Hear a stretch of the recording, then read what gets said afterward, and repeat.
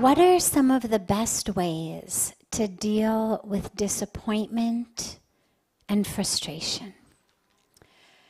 Pujya Swamiji always says so beautifully, he says, expectation is the mother of frustration.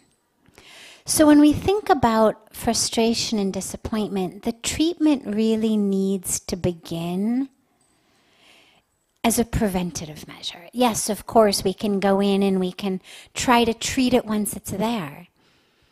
But as we know, when we deal with our physical health as well, prevention is the best cure. Yes, when you're sick, you can find the medicines, find the operation, find the treatment. But that takes a toll on us. And isn't it so much better if we can figure out a way to eat healthy foods, exercise, and stay well so that we don't get sick?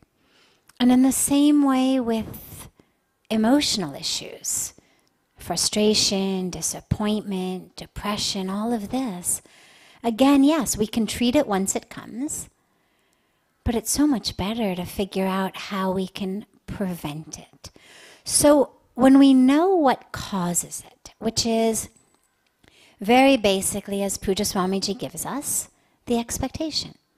I have an expectation that somebody's going to act in a certain way. I have an expectation that the world is going to act in a certain way. I have an expectation that the stock market is going to act in a certain way, that traffic patterns are going to act in a certain way. And when it doesn't happen, we're frustrated, we're disappointed.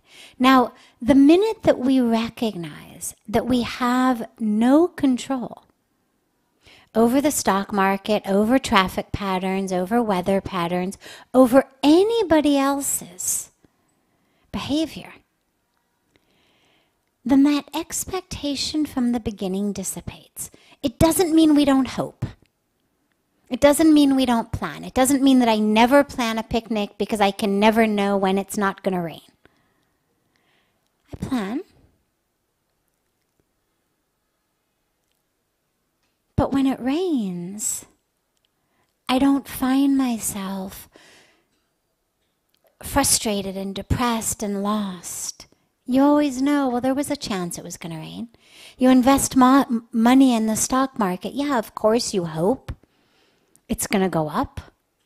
But you know there's a chance it could go down. We build houses with a hope that there's not going to be an earthquake, that there's not going to be a fire, that they're not going to burn down or fall. But we always know nature acts, there's earthquakes, there's fires, things happen. We love our loved ones, hoping, praying, expecting that they're not going to fall sick and leave us tomorrow, that they're not going to get hit by a car tomorrow. But on some level, we all have to know, whether we admit it or not, that we don't actually have any control over these things. And that possibility is always there. But it doesn't stop us from loving, doesn't stop us from building homes, doesn't stop us from planning picnics, doesn't stop us from moving through our life. But that awareness is almost like an inoculation. If we're able to hold on to the awareness that it's not in my hands, that every day of health is just grace. Every day that my house is still standing is just a blessing. I'm not entitled to it any more than the guy whose house burned down was entitled to also have a house. I'm not better than the person who lost their spouse or children. But there's a blessing that I seem to be the recipient of. That's just grace. So the more we're aware, and the way to do this is gratitude, because gratitude is that which brings us constantly into the awareness that we don't deserve it. If you owe me $10, And I've been waiting for years for you to pay me my $10 back, and finally you pay it to me. I'm not going to say to you, oh, thank you so much. My God, you're so generous, because you owed me. I was entitled to it. It was my money. In fact, it should have been more. You should have paid me interest with it. Gratitude stems from the awareness that that which I've been given is not something that I somehow deserved or was entitled to or should have had even more of, but that was a generosity of the universe, a generosity of grace, a generosity of blessings, an abundance of blessings. And so the more that we can cultivate gratitude, the less of an expectation there is, because even though we're not necessarily saying to ourselves, thou shalt not expect, inherent in the gratitude is, it's all in your hands. Another thing Pujya Swamiji reminds us of so frequently is, there's trillions of neurons in the brain. Just one of them stops firing, fires incorrectly. Suddenly your hand that was holding a glass of tea falls and it's over. We don't have any control over that, even if we wanted to. Even if we spent all day long focused on the neurons of my brain, fire properly, stay in line. That's not doing anything. It's grace. We don't wake ourselves up. We don't digest our food. Who digests our food for us? We just shove it in. Then we go to sleep.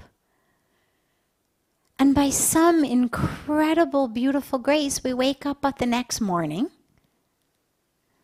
and it comes out. And we've got the energy, we've got the vitamins, we've got the nutrients, we've got the minerals in our bloodstream now. We didn't make that happen. It was grace.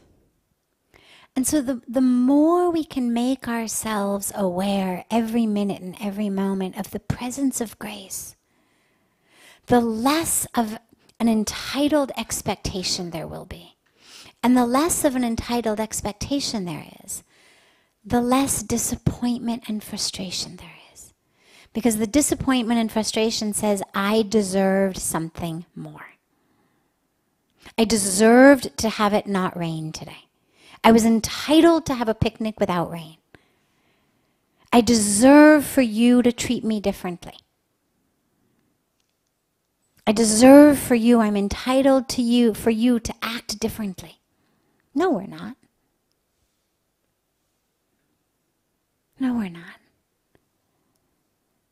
The universe and all of nature and all the people in it are just acting out each of our own karmic package, which beautifully is interlinked and interlocked to each other. We're connected.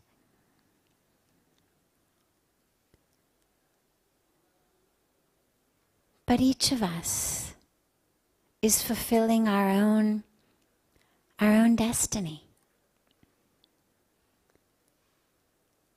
And my frustration and my disappointment comes when I somehow have an attachment to a hope that's against nature, that's against the flow, that's against the will. It was supposed to be sunny today. Well, no. When you've got pressure the way it is in the atmosphere, moisture the way it is in the atmosphere, a cloud soaking up that much moisture, it's going to rain. It's the law of nature. And the same is true in our relationships, the same is true in the stock market, the same is true in traffic patterns, whatever it is. So by bringing gratitude into our lives, it just continues to remind us, really, there but for the grace of God, by any name, any form, it doesn't matter. But really, by your grace, I woke up today. By your grace, that which I shove in my mouth manages to get digested. By your grace, my house has not yet burned down. By your grace, an earthquake has not yet swallowed us up. But even more, by your grace, day by day by day, I'm realizing that my own peace, my own joy, my own meaning in life, my own fulfillment is actually not rooted in those things. It's actually not dependent on whether my house is still standing or not standing. It's actually not dependent on whether it rained or it was sunny, whether my picnic could happen or not. It's actually dependent on my connection with you, which gratitude strengthens. So it works on what you could call symptom alleviation. The medicine we take for the fever brings down the fever. It works on the symptom alleviation. The more grateful I am, the less disappointed I am, the less frustrated I am, the fewer expectations I have. But it also works on the much deeper systemic preventive level, which is the more gratitude I have, the more connected with the divine I am. And the more connected with the divine I am, the less dependent I am on what the things or the people in the world around me are saying or doing. The less power they have to make me depressed or frustrated or happy or elated. Because I'm grounded in something much deeper. So it works on both levels.